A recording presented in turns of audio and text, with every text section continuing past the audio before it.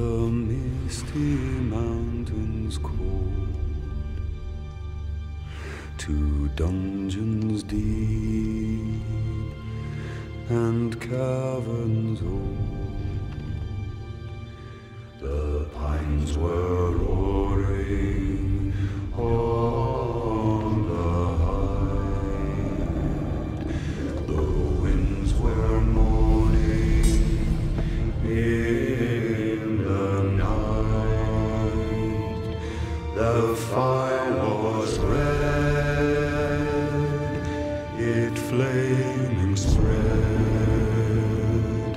the trees like torches blazed with light. Au sommaire de cette deuxième partie, vous retrouverez la suite de l'analyse du trailer numéro 2 avec Goblinville. Moi je m'attendais à quelque chose globalement en fait de plus étroit, plus étriqué, plus étouffant, etc. Et là j'ai trouvé ça hyper vaste. Le roi Gobelin. Je trouverais complètement entre guillemets débile de montrer dans la bande-annonce le roi Gobelin mort, quoi. Les énigmes dans le noir. Pendant tout le jeu des énigmes dans le noir, clairement dans le roman, on voit que Bilbo est pas rassuré du tout. Et là, en tout cas dans l'extrait qu'on a vu, ça se ressent pas du tout, on va dire. Les wargs. Le mix entre ceux qu'on a pu voir dans Le Seigneur des Anneaux et le côté très loup qu'on a dans les illustrations d'Alan Lee. Nous enchaînerons ensuite sur les débats avec nos avis sur la bande-annonce. Le souci des couleurs, des détails, c'est absolument magnifique. J'ai l'impression de contempler des tableaux. Le nouveau découpage de la saga. Moi, ce qui serait vraiment gênant dans l'absolu, c'est qu'à la base, ce soit prévu comme deux films qui font à peu près 3 heures, et qu'au final, la durée totale du diptyque soit divisée en 3 pour faire 3 films. Et enfin, le doublage. Là, j'ai l'impression d'entendre un gamin et c'est juste insupportable. Donc moi, je pense que je n'irai pas voir Le Hobbit en version française. Après avoir parlé de l'extérieur des Monts Brumeux, nous allons parler maintenant de l'intérieur des Monts Brumeux avec Goblinville. Goblinville, pardon, a un peu l'aspect des cavernes d'Isengard. Avec des grosses cavernes assez profondes, des constructions en bois, un peu type orc. Donc je sais pas ce que vous en pensez. Moi, pour rebondir sur ça, je trouve que Goblinville me faisait penser plutôt à la ville de Sion dans Matrix, avec, si vous voulez, un grand dôme ouvert où on a la ville au milieu, et puis tout autour des passages assez étroits. Donc pour moi, il y aura 2 scènes de track, donc il y en aura une sur les passerelles en bois, qui renverra directement à l'épisode de la Moria dans la communauté de l'anneau, et une autre ensuite dans les tunnels donc étroits, qui elle renverra directement au livre, qui sera plus fidèle au livre. Voilà. Moi, je suis d'accord avec toi, Adrien, là-dessus. Et c'est vrai que parce qu'au début, ce qui m'a choqué, moi, je voyais pas forcément Goblinville aussi vaste, avec autant d'habitants. Et ce qui m'a choqué aussi, c'est que la course-poursuite se déroule non pas dans des tunnels, comme c'est décrit dans le roman, mais à l'extérieur. Sur des ponts. Après, en fait, j'ai réfléchi un peu et je me suis dit, finalement, je pense que ce qu'on voit là, on voit pas Bilbo avec les nains quand on voit les courses-poursuites sur les passerelles. Donc, ce qui permettra en fait en gros de dire, voilà, on va effectivement voir des courses-poursuites dans des tunnels étroits, etc. Et la partie qu'on voit dans le trailer, c'est la partie qui n'a pas été décrite par Tolkien, à savoir à partir du moment où la compagnie est séparée de Bilbo. Moi, je m'attendais à quelque chose, globalement, en fait, de plus étroit, plus étriqué, plus étouffant, etc. Et là, j'ai trouvé ça hyper vaste. On a l'impression vraiment de voir presque une mégalopole gobeline. Bon, après, quelque part, ça peut être un peu logique parce que le roi gobelin, c'est le roi d'un royaume, donc un royaume avec 15 ou 20 orques, ça serait un peu léger, ce serait plus le chef d'une tribu. Mais et je rejoins donc Adrien sur la comparaison avec Sion, donc la ville qu'on voit dans Matrix, par rapport à l'atmosphère aussi un peu rougeoyante et caverneuse. À un moment donné, en fait, on peut apercevoir Bilbo combattre férocement avec un gobelin. Moi, ce qui me surprend, c'est que finalement, en fait, dans le roman, la première fois il combat vraiment, c'est contre les araignées. À croire que Peter Jackson a voulu donner un côté un peu plus téméraire et un peu plus combattant à Bilbo, plutôt que d'être simplement un bagage pendant un long moment du récit. Pour toujours parler de Goblinville, on va parler justement du roi Gobelin, qu'on a pu apercevoir à la fin du trailer, dans une sorte, on va dire, de climax, on va dire. On avait pu apercevoir quelque temps auparavant justement des visuels peut-être de Grina et du roi Gobelin, et aujourd'hui, toujours encore en nouvelle toute fraîche, on a reçu par le biais de figurines en fait des visuels du roi Gobelin et de Grina. Niveau trailer, donc à un moment on peut voir une scène où un nain dit je vais les guillemets, ça peut pas être pire, et là on voit un gros mastodonte tomber sur eux. Donc ce qui confirme que d'après les apparences de la figurine, que c'est le roi gobelin. Et parce qu'on distingue très nettement la couronne dans la bande-annonce, qui porte une couronne sur sa tête. Ouais, une couronne et un puis peu comme d'obsidienne très, très sombre et puis avec une forme assez agressive. Si c'est vraiment lui, je trouvais dommage de le découvrir comme ça, quoi. Moi, je pensais vraiment qu'ils avaient rajouté un énorme gobelin pour rajouter un combat ou quelque chose comme ça. Alors, on ne sait pas ce qui s'est passé avant. Apparemment, la fois où on aperçoit le roi gobelin dans le trailer, ça se passe à la fin de l'échappée de la compagnie des Monts Brumeux. C'est vrai que le néophyte qui a pas vu le film et qui va peut-être se mettre la bande-annonce en boucle, le jour qu'il va revoir ce personnage en vrai, bah, il va savoir comment ça va se finir pour lui. Donc c'est vrai que c'est un peu dommage de montrer un peu dans la bande-annonce, surtout que je pense que c'était peut-être pas nécessaire quoi, de montrer ça à la fin. Voilà. Et je trouve que niveau apparence, il a un peu l'apparence de Jabba le Hutt dans Star Wars. Je sais pas ce que vous en pensez. Aspect un peu double menton. Niveau tête, voilà. Plus fait penser à un troll, moi, qu'à un gobelin, personnellement. On reconnaît le goitre de Barry Humphries, voilà, tout à fait. C'est vrai qu'ils l'ont pas arrangé, le pauvre. Ils ont mis des capteurs sur son goitre, peut-être, pendant le... Alors, par contre, leur peau, on a l'impression que c'est plutôt un côté plutôt rosâtre, leur peau. C'est pas vraiment... Bah, c'est très clair, en fait, parce que, à mon avis, vu qu'il n'y a pas de lumière là où ils vivent, le teint est très, très, très blanc, ce qui est un peu logique, quelque part. Et par contre, moi, il y a un truc qui me chagreinait, c'est que je trouve que, par rapport au visuel, soi-disant, du roi gobelin qu'on avait pu apercevoir dans un premier temps, je trouve que c'est assez différent. Je pensais que c'était pas lui, en fait. Le soi-disant roi gobelin qu'on a vu dans les visuels, les premiers visuels, en fait, a ressemblé beaucoup à Gottmog, avec une peau assez ulcérée, des membres atrophiés, etc. Et là, on a encore quelque chose de différent. Donc, reste à savoir qui est ce personnage, quoi. Le corps qui tombe à la fin du trailer sur les nains est quasiment dénudé, donc je vois mal quand même un roi gobelin, même sous la montagne, quasi nu, ça m'étonnerait. Je pense qu'il doit avoir sûrement des habits, un sceptre, enfin quelque chose. Après, le sceptre, il peut le faire tomber, mais on voit son ventre, ses bras nus, il est quasiment nu. Je crois qu'il doit porter juste une culotte. Par rapport au visuel, Benjamin, j'aime bien ton analyse. C'est pour ça que moi, je suis pas encore sûr que ce soit vraiment le roi, parce que je trouverais complètement entre guillemets débile de montrer dans la bande-annonce le roi gobelin mort, quoi. La figurine montre la même apparence que celle de... À la fin. Oui, ça confirme que c'est bien lui. C'est vraiment lui. Ah ouais. Il y a une similitude physique avec Barry Humphries qui ne trompe pas, la couronne. Et on peut voir aussi que le roi gobelin aura un sceptre aussi. Donc toujours dans les Monts Brumeux, en parallèle de la course-poursuite entre les gobelins et les nains dans les galeries, on peut apercevoir en fait la scène des énigmes dans le noir avec Bilbo et Gollum. Alors moi le truc que je tenais vraiment et qui saute aux yeux à préciser, c'est que je trouve que techniquement Gollum est encore plus réussi que dans le Seigneur des Anneaux, notamment au niveau de sa peau, et ses expressions sont encore plus vraies que nature en fait. C'est assez impressionnant de voir les progrès qui ont été faits en une dizaine d'années en fait par Weta. Mais c'est assez normal avec les nouveaux capteurs qui étaient posés sur Andy Serkis pour la motion capture, qui ont été en fin de compte posés sur l'ensemble de son visage, je crois, et pas que sur certains points. Je crois que c'est ça qui a été changé. Puis c'est une technique qu'ils ont repris d'Avatar et de la planète des singes. La planète des singes. Ouais, et c'est vrai que même les contrastes, la lumière, tout est vraiment maîtrisé. Et on dirait vraiment une vraie personne. Et c'est vraiment fascinant. La peau, je trouve qu'elle est hyper détaillée, quoi. On voit des veines, on voit des rougeurs. Le relief des veines aussi, c'est super impressionnant.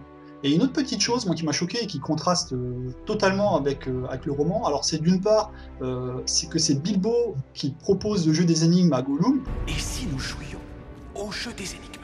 Par contre, c'est le fait qu'en tout cas, peut-être pas dans un premier temps, mais dans un deuxième temps, Bilbo n'a pas du tout peur de Gollum. Alors moi, je pourrais expliquer ça parce que dans la fin alternative du trailer où on voit Gollum en train de montrer un peu sa schizophrénie à Bilbo, il a pas l'air si belliqueux envers Bilbo dès le début, et c'est plutôt son alter ego maléfique qui va ensuite, être plus belligérant envers Bilbo, je pense. Je pense qu'au début, Bilbo va être probablement surpris quand il va le voir pour la première fois. Là, il aura peur. Et quand il se rendra compte de la créature à laquelle il fait face, je pense que là, il va se dire, ok, c'est une pauvre créature perdue, il va rien me faire, quoi. Et ça rejoint ce que dit Louis.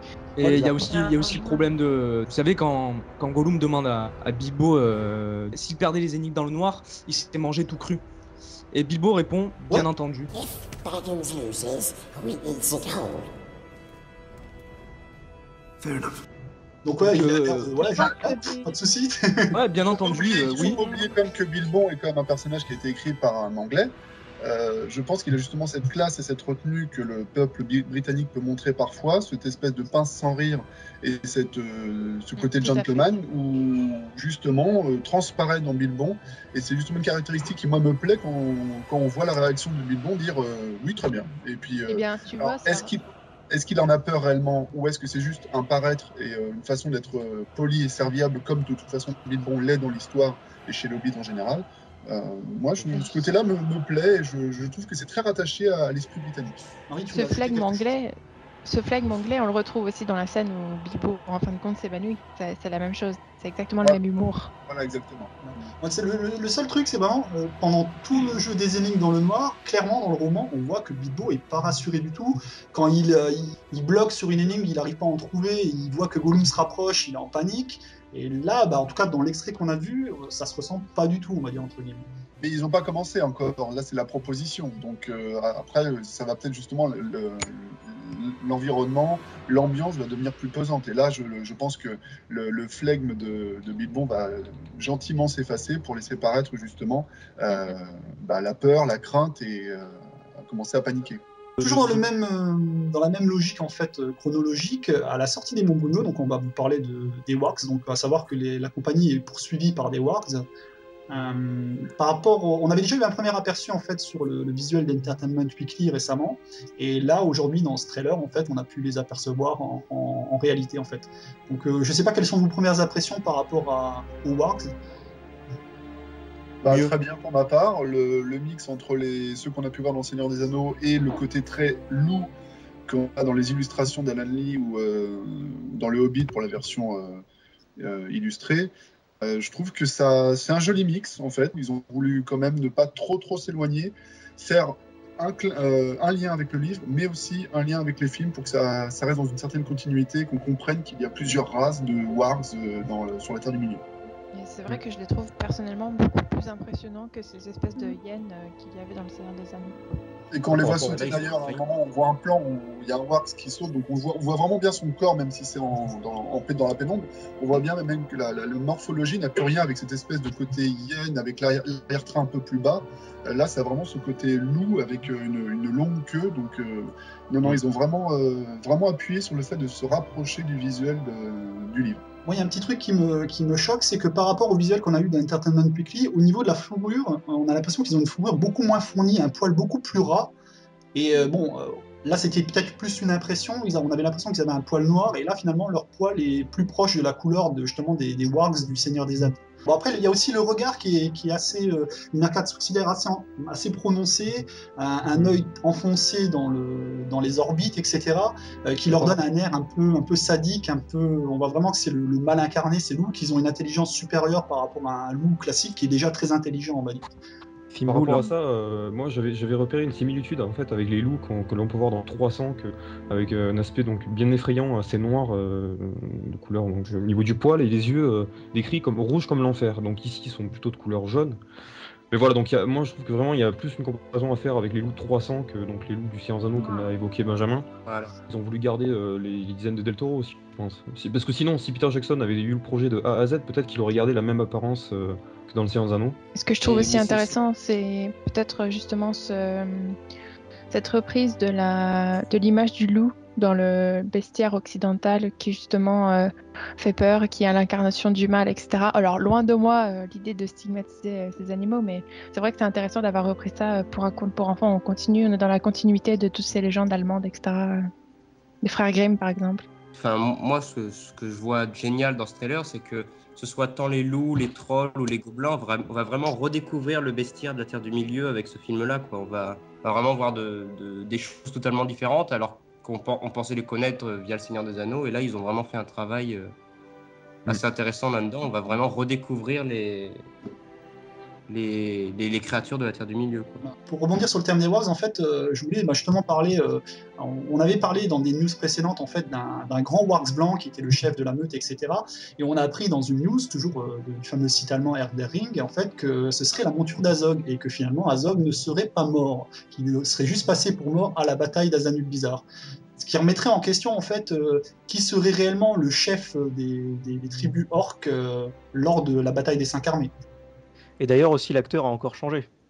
Voilà, tout à fait. Alors après, dans un premier temps, il s'agissait de Conan Stevens qui devait jouer Azog et finalement qui est devenu Bolg et qui avait laissé sa place à John Rawls. Et maintenant, John Rawls va jouer un orc du nom de Liznek et c'est Matthew Bennett qui joue Crixus dans Spartacus qui va endosser le rôle d'Azog. Donc c'est un peu pareil, là ça fait un peu cafouillis au niveau communication avec le casting qui a quand même changé 3 fois pour le même personnage. Donc C'est vrai que ça peut être encore un peu spécial. Par contre, ce qui est bien, c'est qu'on peut voir la monture de Fimbul. Et en fait, on peut voir que lui, en fait, il va carrément avoir le coloris du work, ça reprend un peu celle du Seigneur des Anneaux. Donc en fait, ça reprend le design, le nouveau design pour Bilbo, mais on reprend les anciennes couleurs du Seigneur des Anneaux. Donc je trouve ça intéressant de mélanger les deux pour garder un peu une cohérence. Il y a même la petite genre de petite crinière qu'il a sur l'échine en fait, qui est reprise du Seigneur des Anneaux. Justement par rapport au personnage de Fimbul, en fait, il serait un émissaire de Azog qui est envoyé sur les traces de Thorin pour montrer la haine qu'il y a entre Azog et Thorin et sa famille. Et donc il devrait les intercepter juste avant l'arrivée des nains au Mont Solitaire. Donc ce qui permettrait un peu de corser la partie Désolation de Smaug qui est quand même assez vide. C'est une traversée du désert où il se passe quasiment rien. Donc ça rajouterait une petite phase d'action dans le deuxième film en fait. Plus loin dans la bande-annonce, on voit Thorin donc, qui est sur un pain, qui est en train de se redresser. Et pareil, dans le blog numéro 7, à 5 minutes 52, on a vu Thorin descendre sur un décor vert, qui sera sûrement un pain qui sera retranscrit numériquement. Donc selon moi, dans la bande-annonce, en fait, là, quand Thorin se redresse, le pain est tout simplement en train de tomber à cause des flammes. Et Thorin a pris descend de l'arbre pour aller combattre les wargs. Donc toujours pareil, à voir par rapport au livre. D'ailleurs, on avait vu clairement, en fait, dans un autre vlog, en fait, on voyait Nori dans un arbre et l'arbre qui était vraiment en train de tomber, le cascadeur qui sautait d'un arbre à l'autre. Donc ton hypothèse peut se tenir. Toujours dans le même plan, si vous observez attentivement derrière Gandalf, on peut apercevoir un aigle passé, un aigle géant, peut-être Gwaihir, à voir. Maintenant, nous allons venir à nos débats. Dans un premier temps, en fait, je vais vous demander à tous quel est votre avis global sur le trailer par rapport à ce qu'on a pu dire jusqu'à maintenant, quels sont peut-être les points forts et les points faibles d'après vous. Moi, globalement, je trouve que le film va avoir beaucoup d'humour, un style enfantin quand même, qui a été gardé, et beaucoup d'action. Moi, globalement, le trailer m'a plu. Marie, ton avis peut-être ? Donc j'ai adoré cette bande-annonce, je la trouve magnifique et justement c'est ce côté esthétique que moi j'ai particulièrement apprécié. C'est-à-dire que même si c'est fait en images de synthèse, etc., les moyens techniques qui ont été mis pour la réalisation du film sont vraiment impressionnants, quoi. Le souci des couleurs, des détails, c'est absolument magnifique. J'ai l'impression de contempler des tableaux. Et je suis assez contente de voir que l'œuvre sera quand même respectée, avec par exemple l'arrivée de Fili et Kili au début, qui sont les premiers arrivés et qui disent à votre service, à Bilbo. Sinon, Radagast ne me dérange pas particulièrement, je trouve que c'est intéressant. Et voilà. Donc plutôt satisfaite, ouais. Toi Quentin, qu'en as-tu pensé ? On sent, quand on voit ce nouveau trailer, on sent que les taux se resserrent et qu'on arrive vraiment... On arrive vraiment de plus en plus à la date fatidique, quoi. On apprend beaucoup plus de choses, le film se définit beaucoup plus, on voit qu'il y aura de l'humour, on voit beaucoup plus de scènes, etc. Et au fur et à mesure, on commence vraiment à capter exactement, à cerner le film en lui-même, en fait. Moi, j'ai adoré aussi pas mal de passages totalement fidèles au bouquin que Peter Jackson a mis dans la bande-annonce. Bon, moi, enfin, cette bande-annonce, elle donne vraiment un futur film qui va être de très bonne qualité. Et on sent aussi que ça va vraiment être un conte, quoi. Peter Jackson, il a toujours fait un boulot génial. Et là, on voit que la technologie qu'il a à son bord a avancé énormément depuis Le Seigneur des Anneaux. Benjamin ? Très très très content de cette bande-annonce. Je suis plutôt du genre à ne pas trop vouloir les voir pour garder le suspense, mais malheureusement, j'ai cédé. Et j'ai vraiment apprécié la rythmique, le petit côté timeline qu'on peut retrouver dans cette bande-annonce qui nous démontre un peu le début et nous laisse entrevoir certaines actions et intrigues du film sans trop nous en montrer. C'est ni trop ni trop peu, c'est intelligemment fait, c'est rythmé, c'est très beau, c'est extrêmement bien travaillé, une photographie brillante. Avec toujours pareil des petits aperçus des lieux qu'on connaît déjà mais qu'on va sûrement mieux redécouvrir avec ce film. J'ai une petite préférence forcément pour Rivendell, Foncombe, qui a l'air encore plus magnifique qu'avant. Et voilà, une bonne musique aussi. Bon, forcément pas une musique qu'on retrouvera dans le film parce que bon, c'est la musique Quantum. Mais sinon, vraiment très, très surpris, étonné. J'ai vraiment pris plaisir à la regarder. C'est vraiment du bon travail. Adrien, toi, ton avis? Bah pour ma part, celle-ci m'est apparue plus convaincante que la précédente. Malgré les réticences que j'avais sur le ton un peu humoristique et enfantin de la saga, je pense qu'on a tous retrouvé avec plaisir ce côté épique un peu du Seigneur des Anneaux, avec des décors majestueux. Pour moi, il y a tous les ingrédients qui font une grande bande-annonce et à n'en pas douter un très grand film, à savoir les musiques, qui est d'ailleurs où j'ai rédigé un petit article avec les 4 thèmes musicaux utilisés, les filtres de couleurs aussi utilisés par Weta qui sont tout simplement parfaits, quoi. Et puis voilà, cette bande-annonce, elle nous en révèle un peu plus sur certains personnages, à savoir Radagast. Enfin bon, en tout cas pour moi, ça a été un grand moment d'émotion, que j'ai pris vraiment que j'ai pris plaisir à regarder.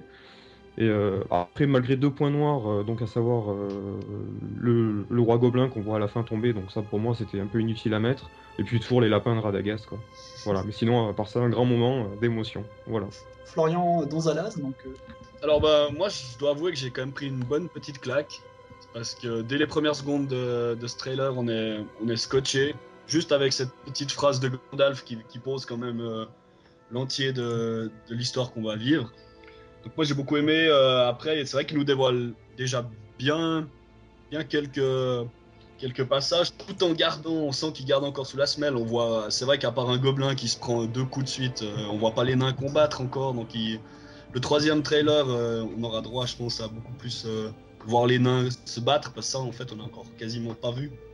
Donc, ouais, non, mais content. Effectivement, un peu surpris au début du gobelin en image de synthèse, mais je trouve plus je le regarde, plus ça a l'air d'aller. Mais ouais, une bonne bande-annonce, vraiment. Du bon. Donc, Louis? Bah moi surtout ce qui m'a plu, qu'on voit dans la bande-annonce, c'est vraiment le côté respect par rapport au bouquin qu'on peut voir, notamment dans Cul-de-sac, et on n'en a pas trop parlé de la fin alternative qui se passe à Foncombe, où on voit où ils décrivent les armes, on voit bien les elfes qui jouent de la musique à côté, Bilbo qui présente son épée à Balin et qui lui dit ouais c'est qu'un coup de papier. J'ai bien aimé ce côté-là aussi. Le Taïeb? Alors moi ce que j'ai beaucoup aimé dans la bande-annonce, c'est les premières phrases de Gandalf. Loin à l'est, par-delà des monts et des rivières, se dresse un pic solitaire. Les nains sont résolus à reconquérir leur terre. Donc dès le début de la bande-annonce, on connaît le but de l'expédition d'Erebor et pourquoi ils prennent autant de risques.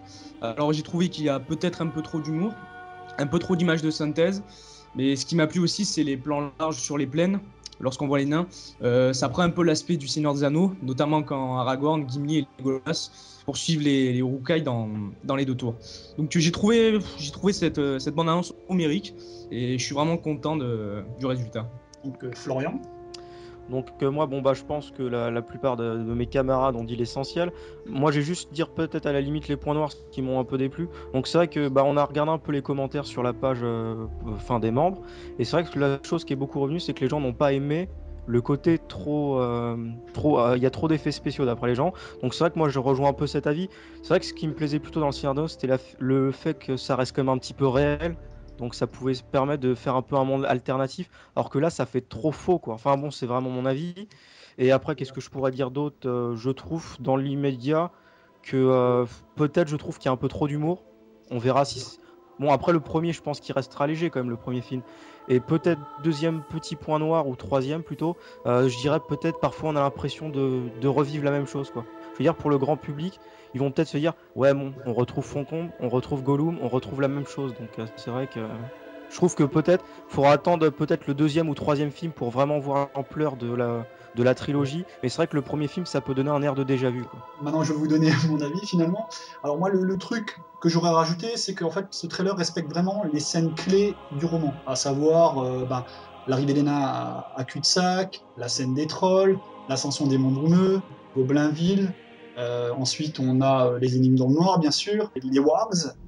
Et voilà, donc ça, c'est là où va se terminer le premier film. Donc, Le seul truc que j'ai vraiment pas aimé, on va dire dans l'absolu, et qui passe toujours pas, c'est les fameux lapins de Radagast.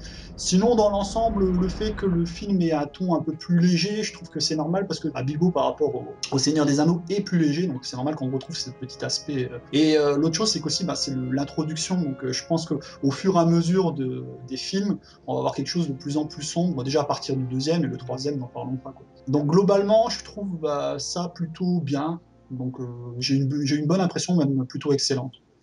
Nous allons maintenant passer au débat avec notre premier sujet en fait, qui va traiter du nouveau découpage du film.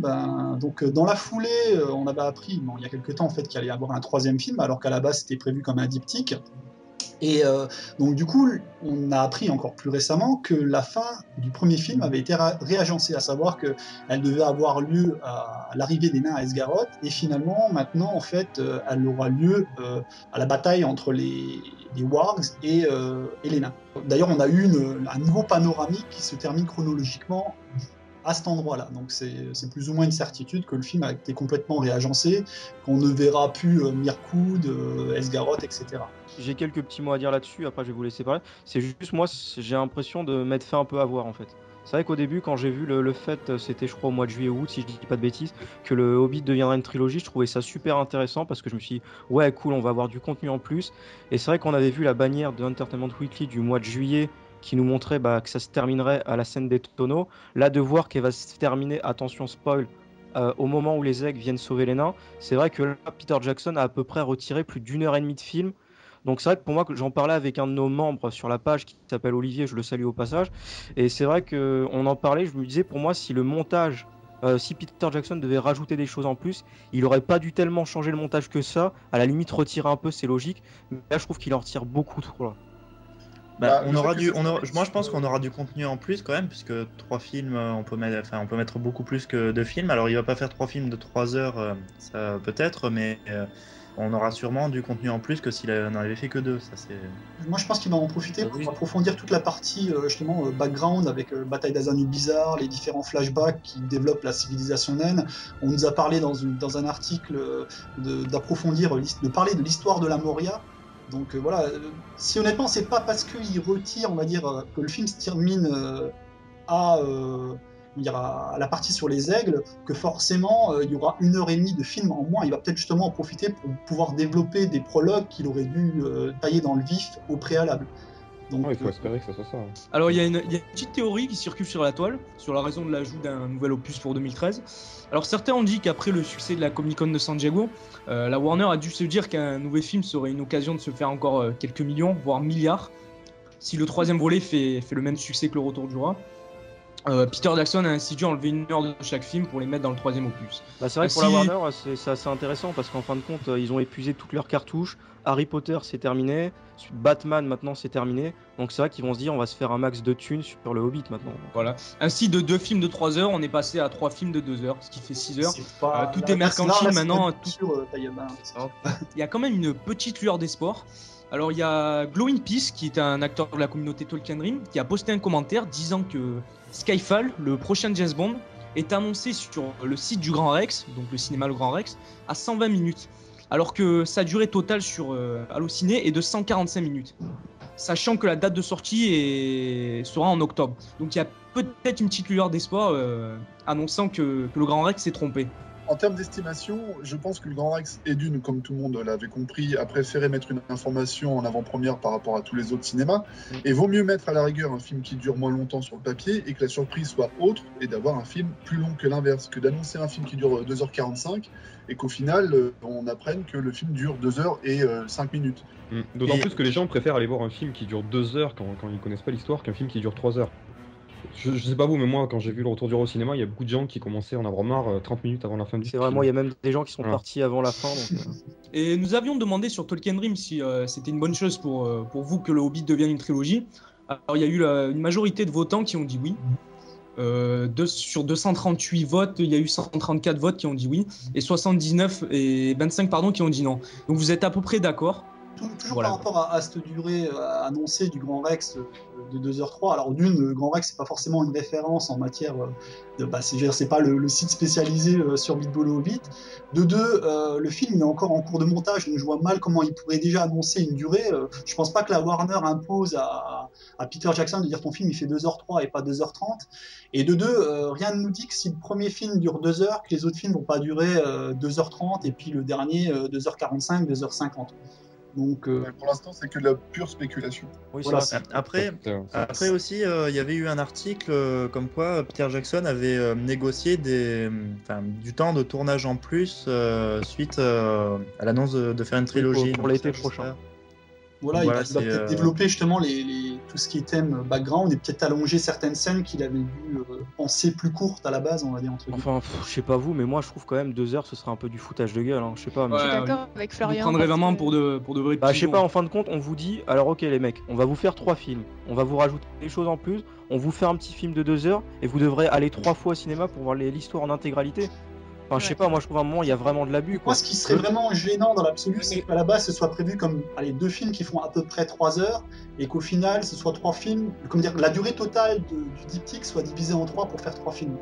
Mais bon, si finalement, comme je l'ai dit précédemment, il met à profit le temps qui lui est imparti pour justement approfondir la partie qui n'est pas connue, bataille d'Azanul bizarre, background sur les nains, etc. Moi, je suis preneur. Et je veux pas forcément parler de film de 3 heures. Quoi. Donc, il n'y a aucun doute. Ce que j'ai dit, s'il prend des semaines de tournage supplémentaires, c'est bien qu'il y aura du contenu en plus que s'il avait fait 2 films. Ouais, mais pour le premier film, il y a eu beaucoup de teasing et là, il nous enlève le pain de la bouche, quoi. Moi, j'ai vraiment peur d'être déçu et de rester sur ma faim. Je trouve ça plutôt rassurant dans le sens où s'il décale tout ce qui se passe à Mirkwood dans le 2, ça veut dire que dans le 2, on n'aura pas entre guillemets un moment de vide entre le premier et le troisième où il se passe énormément de choses. Parce que dans le premier, là, si on allait jusqu'à la fin de Mirkwood, il y avait quand même énormément de choses à voir, de choses à découvrir. Et moi, je suis d'accord avec toi, Quentin. Alors oui, il aurait pu faire...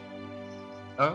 Je suis d'accord avec toi là-dessus, Quentin, parce que c'est vrai que si la fin du triptyque, on va dire entre guillemets, se terminait à Esgaroth pour le premier film, on aurait eu, moi je pensais logiquement, je me suis dit on peut pas avoir que la partie Smaug dans le deuxième film, donc on aurait rajouté la bataille éventuellement des 5 armées pour que ça fasse quelque chose de plus dense, et finalement le troisième film on aurait gardé les miettes et ça aurait peut-être été le petit film, limite le bonus, plutôt que vraiment un vrai film à part entière. Quoi. Il faut qu'il y ait un climax dans le troisième film, et le climax justement c'est la bataille des 5 armées et tout ce qui se passe par la suite. Voilà, donc on sait ce qui fait aucun doute déjà, ce qui fait aucun doute, c'est que c'est une raison mercantile. Ouais. Pour moi, oui. C'est assez. Même si Peter Jackson s'en défend et dit qu'il voulait vraiment faire des films car c'était un passionné, donc il voulait rallonger tout ça. Je pense que oui, et on peut pas le nier. Parce que c'est vrai que pour moi, l'argument de dire qu'un film dure 3 heures, donc que ça va vraiment pas donner envie aux gens d'aller le voir. Bon, c'est vrai que ça peut être gênant pour les non-fans. Mais après, moi, je pense que en fin de compte, regarder un Batman qui dure presque 2h40 n'a aucun mal à faire beaucoup d'entrées. Donc, je sais pas. Moi, je voulais dire quelque chose par rapport à ça. C'est que même si d'accord, c'est une raison mercantile, c'est que c'est pas forcément une mauvaise raison aussi de pouvoir rajouter du contenu, même si on doit débourser plus. Parce qu'à la fin, bon, c'est sûr, on va devoir aller 3 fois au cinéma, ça va coûter plus cher. On aura à la fois plus de contenu. Donc à la fois c'est mieux pour la Warner, je suis d'accord pour leur bourse, mais après c'est aussi mieux pour le contenu de l'histoire du film en lui-même. Et encore, il faudra voir le contenu parce que pour l'instant, au vu de la bande-annonce, le troisième film, on sait toujours pas si ça va être un film pont ou si ça va être étiré l'histoire pour que ça tienne sur 3 films. Donc c'est vrai que moi je suis assez déçu là-dessus quand même. De toute manière, je pense pas que la Warner, je pense pas que Peter Jackson va dire oui, la Warner m'a forcé, donc je suis obligé de faire ça. Il va forcément dire ouais, c'est moi qui voulais faire ça, quoi. Moi perso, je vois l'initiative de la part de Peter Jackson dans un but purement artistique et de se dire voilà, j'ai tellement de scènes que j'ai tournées, j'ai tellement de choses à raconter que finalement j'ai besoin de faire un troisième film. Ça m'énerve, je voudrais pas trop sacrifier ce que j'ai tourné. Et de l'autre côté, bien sûr, la Warner c'est une entreprise, leur but c'est de faire de l'argent et ils vont pas dire non. Peter Jackson, non, tu veux faire un troisième film ? Oh, non. Sachant la notoriété qu'a le Seigneur des Anneaux et la notoriété de Peter Jackson, je veux dire, ça aurait été complètement débile de leur part de refuser de faire un troisième film, quoi. Mais bon. Le problème, c'est que c'est la Warner qui a dû imposer ça à Peter Jackson et non l'inverse. Moi, je pense plutôt aussi. Moi, je pense le contraire. Après, Florian, Est-ce que ça a contraint Peter Jackson de devoir faire 3 films au lieu de 2? Moi, je pense pas, parce qu'il peut rajouter du contenu et nous en faire voir plus, justement. Moi, je demande vraiment à voir parce que le fait de dire on rajoute du contenu, je trouve que c'est un peu facile. Je pense qu'en fait, ils ont vraiment programmé le fait de se dire alors voilà, on va faire peut-être des films plus courts, donc ça, on le casera dans les futurs coffrets qui vont sortir après. Et ça, c'est vrai que moi, ça m'ulcère ce genre de. Ça fait bricolage. Forcément, comme c'est d'après moi et Florian, comme c'est la Warner qui a demandé à Peter Jackson de faire 3 films, il va pas dire aux médias oui, la Warner m'a imposé 3 films. Il va forcément dire oui, j'ai du contenu additionnel, donc je le mets dans 3 films. Ça, c'est évident. Il y a un autre truc qui me chagrine aussi par rapport à cette durée on va dire, potentielle. C'est je me dis voilà, est-ce que Peter Jackson il se dit si je fais des films trop longs sur un triptyque, est-ce que finalement j'arriverai pas à leur revendre encore derrière des versions longues, et est-ce qu'en gros je garde encore du contenu derrière sous la patte pour faire mes versions longues et ressortir une deuxième édition du DVD quoi. Quentin, t'avais quelque chose à rajouter? Ça reste à voir. Tu parlais de Batman 3 par exemple qui durait 2h40 et qui a fait quand même pas mal d'entrées, mais il faut se dire que Batman 3, c'est le 3e. Donc le premier et le 2 ont aussi fait monter la notoriété pour pouvoir arriver à autant d'entrées dans le 3e. Le premier, il ne dure pas 3 heures. Il y a le Seigneur des Anneaux avant. Moi, je pense voilà, que pour moi, le succès du Hobbit, même s'il sera différent, pour moi, le succès est programmé. Il a quand même déjà derrière lui, comme dit si bien Adrien, le Seigneur des Anneaux. Et de plus, donc voilà, quoi, ils savent très bien que le film va faire un succès. D'ailleurs, moi, je pense que d'ailleurs, le Hobbit. Les jeunes générations. Je pense que le Hobbit, ce sera vraiment le film qui va diviser les fans en deux. Tu auras les pro SDA et les pro Hobbit, un peu comme Star Wars en son temps. Parce que pour moi, il faudra ce que les gens peut-être se rendent pas compte, c'est qu'en fait, ils s'attendent à retrouver du Seigneur des Anneaux. Alors que pour moi, le Hobbit va vraiment être très très différent. Nous allons aborder à nouveau le sujet sensible de la version française, parce que là on a eu un deuxième aperçu de ce que pouvaient donner les voix en version française. Donc je laisse commencer Marie sur ce sujet. Moi je suis étudiante en anglais, comme vous le savez déjà, et une puriste de la langue de Shakespeare. Je connais assez bien du coup la voix de Martin Freeman pour l'avoir vu dans la série Sherlock avec Benedict Cumberbatch. Et en fait, j'ai été très très déçue de la voix française de Martin Freeman sur cette seconde bande-annonce. Je trouve que c'est pas du tout restitué. J'ai l'impression d'entendre un jeune de 20 ans parler, alors que bon, il a quand même plus de 40 ans, je crois. Donc voilà, c'est vraiment. Moi, je m'attendais vraiment à voir la voix d'un homme mature, une voix avec plus de corps, quoi. Là, j'ai l'impression d'entendre un gamin et c'est juste insupportable. Donc moi, je pense que je n'irai pas voir le Hobbit en version française. J'aime avoir des visiteurs, comme n'importe quel Hobbit, mais j'aime bien les connaître avant qu'ils ne me rendent visite. Pour moi, c'est un massacre d'avoir mis une voix comme ça pour le héros de l'histoire. Par contre, pour Gandalf, bon, rien à dire. Thorin, c'est pareil. Et j'aime beaucoup la voix de Galadriel, qui est assez spectrale.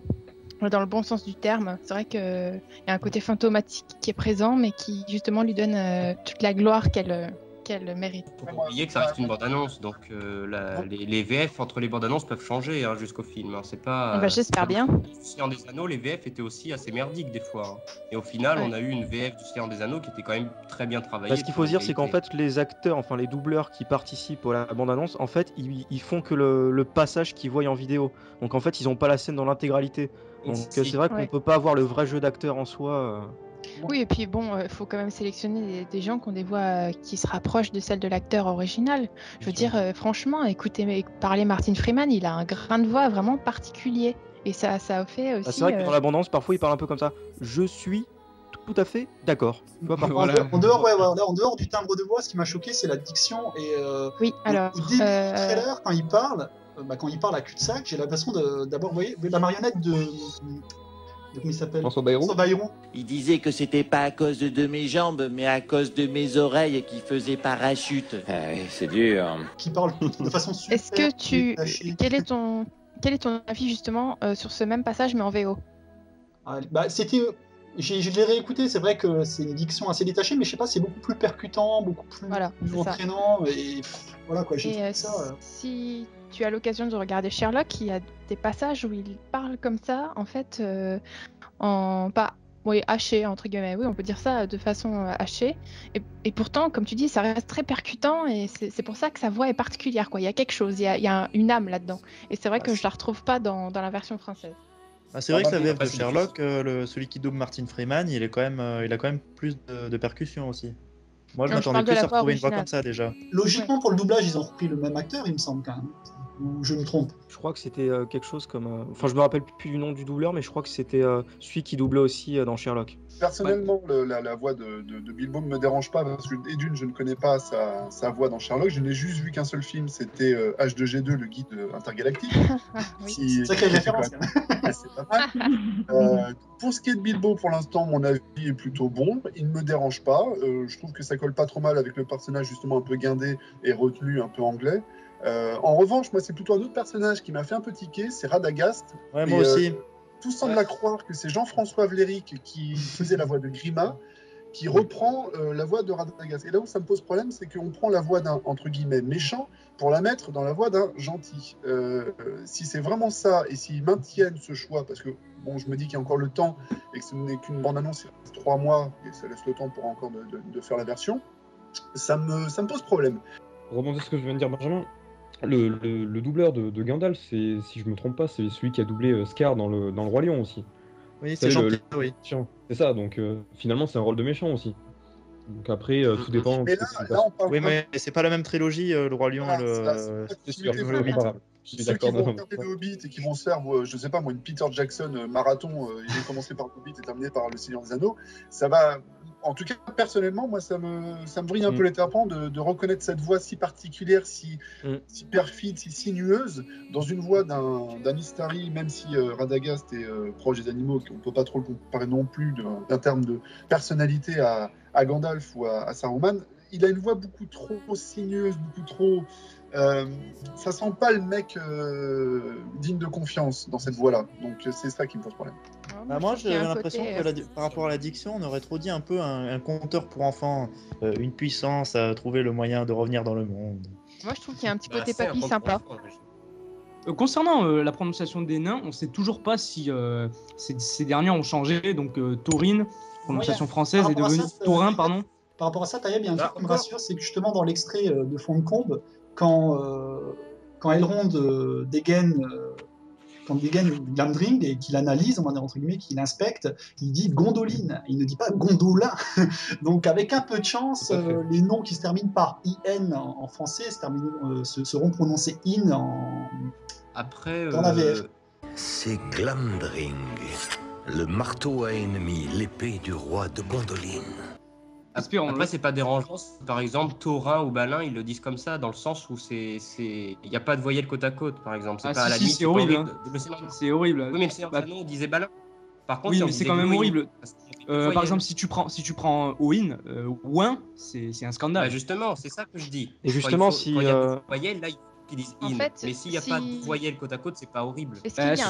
Soit tu prends la vraie prononciation, soit tu prends celle française. Le problème, c'est qu'en fait, dans le Seigneur des Anneaux, on entend déjà la prononciation. Et dans la version longue du Seigneur des Anneaux de la communauté, au moment où Gandalf est en train de montrer le mithril à la communauté, à un moment, il explique que Taurin avait fait un cadeau à Bilbon. Donc déjà, dans la communauté de l'anneau, on entend le mot Taurin. Donc s'il le transformait en Taurine, ce serait pas très cohérent, quoi. Bilbon avait une cotte de maille en mithril que Taurin lui avait offerte. Oh, ça c'était un cadeau royal. En revenant sur Balin, dans l'extrait additionnel, vous avez pensé quoi de sa voix? Moi j'adore la voix à Balin en français, je trouve qu'elle colle... La voix de Balin, moi je l'ai trouvée... Je ne m'embêterai pas avec ça. On donne un nom aux épées pour leurs exploits accomplis lors d'une guerre. Moi je l'ai pas aimé par contre. Moi ouais, carrément. Ouais, justement, je suis Adrien de la voix des nains, j'ai pas aimé, quoi. Même celle de, je crois que c'est Beaufort à un moment qui parle et qui plaisante, j'ai trouvé sa voix un peu bizarre. Quand il parle d'incinération, etc. Une incinération? Oui, ça doit être une allusion à Smaug le Terrible. Il vous fait fondre la chair sur les os en un clin d'œil. Ça va, mon gars? C'est surjoué, je trouve, un peu les voix françaises. Ouais, donc allez voir en VOSTFR. Voilà. Voilà, je pense que nous sommes arrivés à la fin de notre podcast. Nous vous remercions de nous avoir suivis. Taïeb, tu avais quelque chose à ajouter ? Alors j'ai deux petites choses à dire. Déjà, n'hésitez pas à vous inscrire sur le forum Tolkien Dream, forum chat que vous retrouverez sur la page Facebook et sur le site. La semaine prochaine, préparez-vous à recevoir sur Tolkien Dream et sur la page Facebook une petite annonce qui vous mettra à contribution pour le site Tolkien Dream et pour la page Bilbo. À bientôt. Voilà. Donc vous êtes de plus en plus nombreux à nous suivre aussi bien sur notre page Facebook que sur notre site Tolkien Dream. Nous vous en sommes vraiment reconnaissants. C'est ainsi que s'achève notre podcast. Nous vous disons à bientôt. Au revoir. À bientôt. Au revoir. Salut. Bye bye. Ciao. Salut. in a hole in the ground. There lived a hobbit